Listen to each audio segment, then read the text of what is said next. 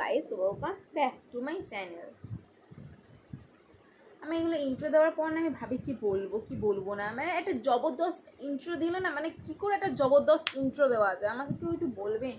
এই জবরদস্ত hello guys, welcome back to my channel. Oh my god, আমি এখন চ্যানেলে হাগবো, এইভাবে দেবো নাকি? Hello guys, welcome back to my channel. Oh my god, আমি এখন চ্যানেলে ঘুমিয়ে পড়বো।